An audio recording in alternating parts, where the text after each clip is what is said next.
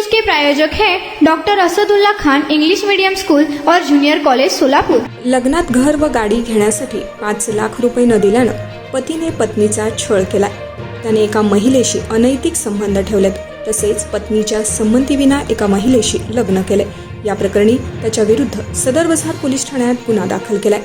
राहुल दर्शन जगताप वय वर्ष 42 राहणार सनफ्लॉवर अपार्टमेंट कोंढवा पुणे असे गुन्हा दाखल झालेल्याचं नाव आहे। यातील फिर्यादी स्नेहल राहुल जगताप वय वर्ष 37 राहणार विश्राम हाऊसिंग सोसायटी सोलापूर हिचा 2011 मध्ये राहुल यांच्याशी विवाह झाला। यानंतर ती नांदण्यास सासरी गेली। लग्नात व रिसेप्शन मध्ये घर व गाडी घेण्यासाठी 5 लाख रुपये दिले नसल्यानं राहुल याने स्नेहल हिचा मानसिक छळ केला। तो लग्नासाठी तुझ्यापेक्षा चांगल्या मुली मिळाल्या असत्या असा टोमणा सतत मारायचा। पत्नी असतानाही त्याने एका महिलेशी अनैतिक संबंध ठेवलेत। उलट स्नेहल हिच्या चरित्रावर संशय घेऊन तिला शिवीगाळ करताना शारीरिक व मानसिक त्रास दिला। या सर्व प्रकारामुळे सदर विवाहिता त्रासली असतानाच त्याने तिच्या संमतीविना दुसरा विवाह केलाय।